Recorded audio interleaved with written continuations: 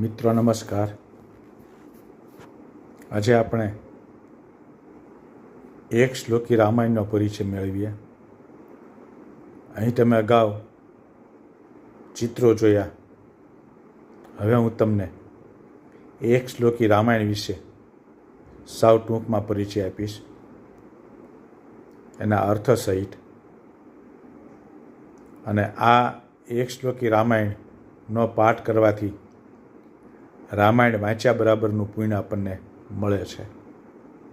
તો મિત્રો, હવે આપણે શરૂઆત કરીએ છીએ એક શ્લોકી રામાયણની.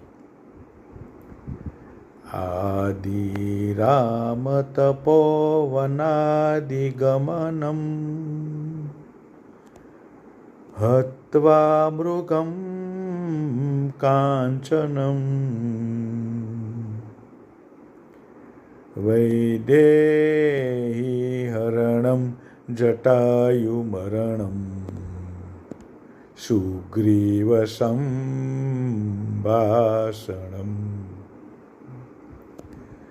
વાલી નિર્દલનમ સમુદ્રતરણમ લંકાપુરી દાહનમ પશ્યાદ રાવણ કુંભકર્ણ હનનમ એતદ્વિરામાયણમ. બોલીએ રામચંદ્ર ભગવાન કી જય. મિત્રો, આનો ભાવાર્થ આપણે સમજીએ.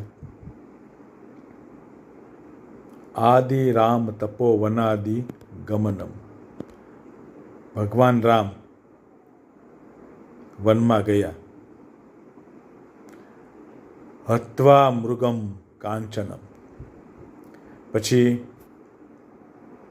સીતાજીની દ્રષ્ટિ સુવર્ણ મૃગ પર પડી. એવી રામાયણમાં આખી ઘટના છે, કથા છે. અને સીતાજીએ માગણી કરી કે મને આ સુવર્ણ મૃગ લાવી આપો. અસંભવ હેમ મૃગસ્ય જન્મ. છતાં પણ હઠ કરી અને રામજી એ સુવર્ણ મૃગ પાછળ દોડ્યા. આખરે એ મૃગ હણાયું અને ત્યાર પછી રાવણે સીતાજીનું હરણ કરવા માટે આખી જાળ રચી.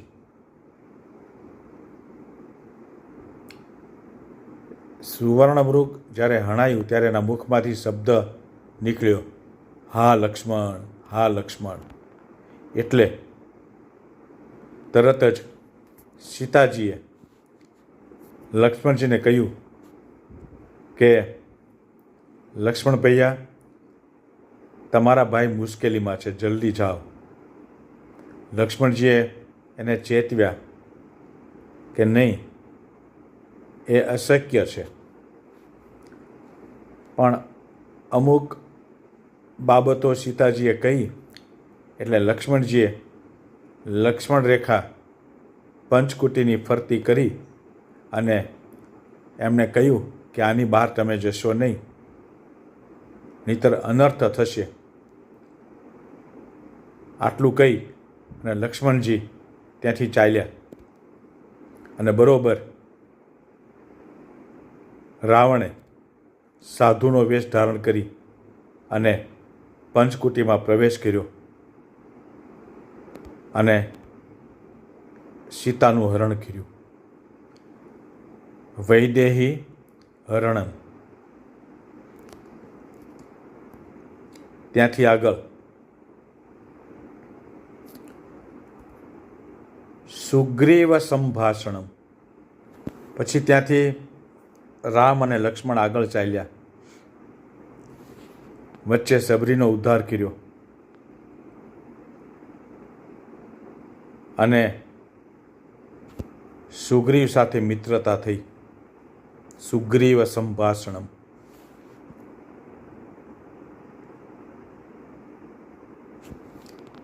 ત્યાર પછી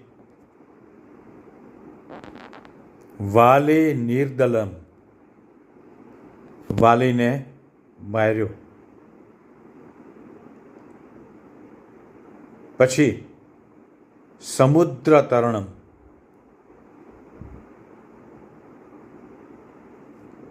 સેતુબંધ બાંધ્યો અને સમુદ્ર પાર કર્યો. ત્યાર પછી પશ્ચાદ રાવણ કુંભકર્ણ હનનમ, ભયંકર યુદ્ધ થયું રાવણનું. રાવણ મરાયો. વિભીષણને લંકાની ગાદી આપી અને છેલ્લે રામજી અયોધ્યા તરફ પાછા ફર્યા. વચ્ચે જે બનાવ બન્યા હતા એ સીતાજીને કહ્યા, અહીંયા આમ બન્યું હતું, અહીંયા આમ બન્યું હતું, અને અયોધ્યાએ પાછા ફર્યા અને એનો રાજ્યાભિષેક થયો. એતદ રામાયણમ. તો આ આખી રામકથા. તો આ શ્લોકનો અર્થ આવો થાય છે. મેં તમને જે ટૂંકમાં સમજાવ્યું. તો મિત્રો, આ રીતે અવનવી બાબત લઈ અને હું તમારી સામે આવતો રહીશ. ધન્યવાદ.